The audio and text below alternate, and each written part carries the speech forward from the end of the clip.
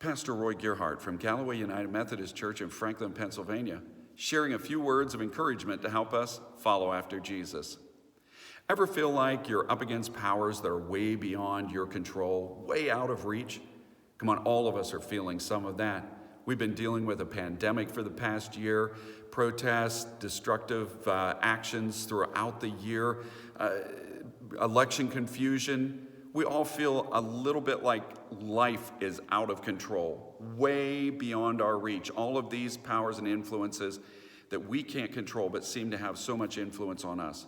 And on top of that, at home, you may have relationship struggles, job issues, maybe you're without work, but you have forces that are right there at home that you may feel like they are way beyond your ability to control your own life on a day-to-day basis. But I want to encourage you today, God can handle the Uncle Labans of our life. What am I talking about? We're following the story of Jacob in the book of Genesis. And Jacob had to flee from his brother. He had done so many things to his brother that his brother had had it with him. And so Jacob's mother sent him to her brother, Jacob's Uncle Laban, sent him there as a place of refuge and protection. Well, and at first, Uncle Laban seems like he's all that. He's friendly, he's welcoming, he seems kind and receptive. And so everything seems like Laban is just what he was hoping for. Someone who would help him and be a real benefactor in his life. Well, then things start to get a little bit weird. And Uncle Laban starts to show his true colors when he tricked Jacob into marrying Leah along with Rachel.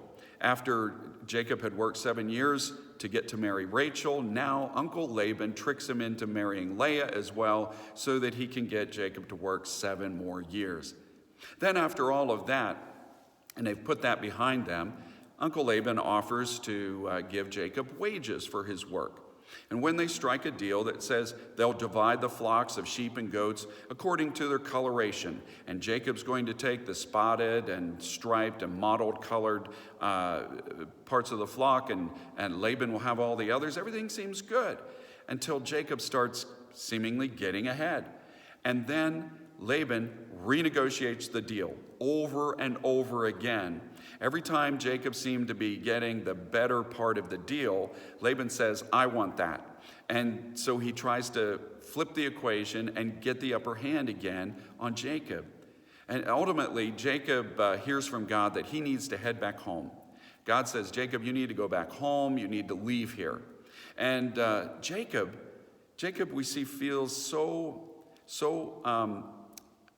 powerless and so much under his uncle's thumb that he feels like he needs to sneak out of town. He has to get away without letting anyone know. And so he gathered his family and his flocks, and they headed down the road. They got 3 days out of town before Uncle Laban caught on.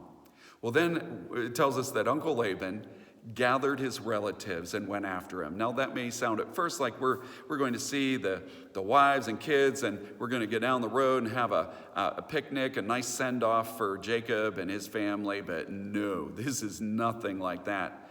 If anything, this is a group of armed men that Laban has gathered up to go after Jacob. And it looks like he is going to go and do him harm. Now, he's pursuing him in part because one of Laban's daughters has stolen some of his property. But he's going after Jacob, you think maybe with designs on doing him greater harm. And he as much as says so.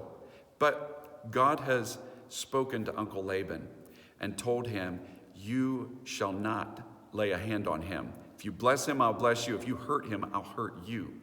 And so Uncle Laban says, I'm not going to hurt you. Now you may wonder, why in the world would this crooked man listen to God? Well, he has seen God bless Jacob over and over again. Every time he tried to cheat Jacob, God would bless Jacob.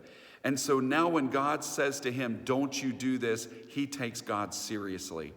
I want you to hear that today, that God can overcome our Uncle Labans. Jacob felt powerless. Laban had powerful men surrounding him. He had the upper hand business-wise in the whole family situation. He had the position of power. But God was able to handle Uncle Laban. And Jacob walks away blessed, despite all of the things that Uncle Laban threw at him. Every single day, count on God to overcome your Uncle Labans. Whether they are near at hand or far away on some throne, God can overcome the Uncle Labans of your life and mine to bless you, to keep you, and to watch over you. May God bless you today, and as you share this good news, may God make you a blessing wherever he takes you.